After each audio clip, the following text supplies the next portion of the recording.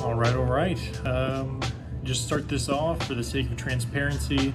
I will actually be reading on my laptop, which is just under the camera, a large portion of this, purely because I've been thinking about this idea. It's been on my mind for about the last 2 years, really.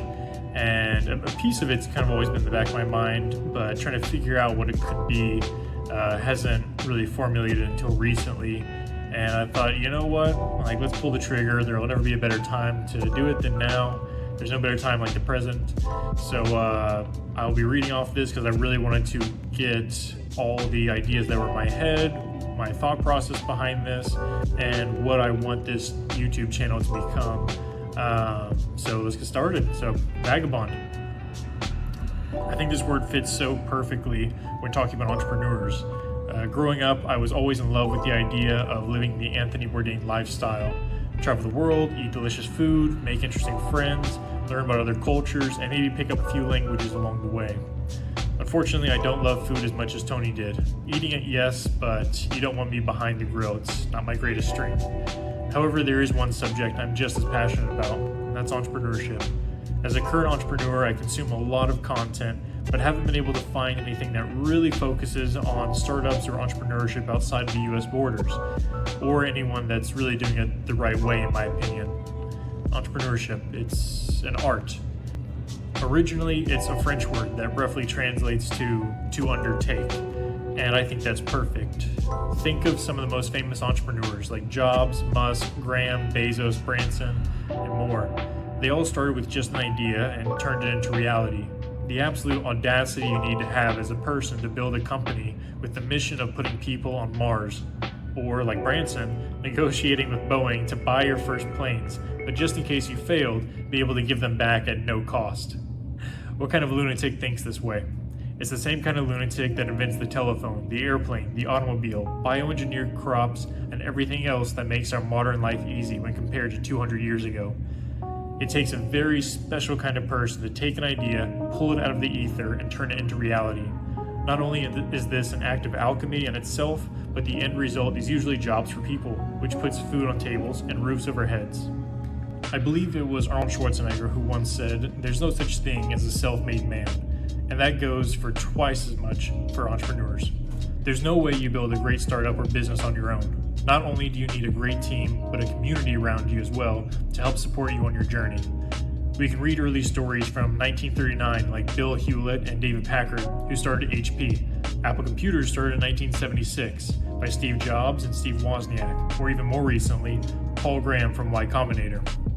Started in 2005, it's the world's leading startup accelerator program with a track record of companies like Airbnb, Reddit, Twitch, OpenAI, and more. Of course, none of these might have been possible without the famous Stanford University. And how can you talk about startups without mentioning the yin to its yang of venture capital? None of these companies are as successful as they are today without the community of founders, investors, universities, and talent that helped them at the beginning and continue to help them to this day. We could go deeper into these aspects of building a unicorn, but it seems we keep running into a chicken or the egg problem. Entrepreneurship has been around as long as written history, but the idea of a startup and startup communities is not even 100 years old. We all know that there can be no cities without the small businesses that supply the food, the tools, and the services needed to maintain the city. So the question is, how do we make a leap from small business entrepreneurship to scalable startups? There's a lot of overlap between them, and the core principles are the same. But most people can see the clear difference between your local bakery and Apple Computers. Both created products, both deal with customers, both aim for profitability, and yet one has a single location and the other is worth $2.6 trillion. So I pose these questions to you. What makes a startup founder? And how do you create a startup community? At the writing of this, we see Silicon Valley, Austin, and London dominating as the startup capitals of the world. Why though? What combination of ingredients has turned these locations into the hotspots of innovation versus somewhere like Tulsa, Oklahoma? There must be a reason why startup-focused entrepreneurs seem to gravitate to these places instead of the dead center of the US. Could it be the abundance of financial resources like banks, angel investors, and venture capitalists? Is it the universities like Stanford and UT? If we're really being honest, it might be the distance away from federal regulation in the case of Silicon Valley. And is it possible to develop or speed up the development of a startup community? We're in a very weird place right now with collaborative work. Internet access has become easier and easier. More people have smartphones and access to computers, which means access to the education needed to compete in the 21st century. There's no longer the same moat around technology that the US used to have. We're seeing highly skilled software development competition coming out of Southeast Asia and South America too. Things are becoming cheaper and quicker by the day, and that's not even mentioning AI and all the changes it will bring over the next 100 years. There's more opportunity than there ever has been, but also more competition. The thing that excites me most, though, is that these startup communities all over the world are just starting to hatch.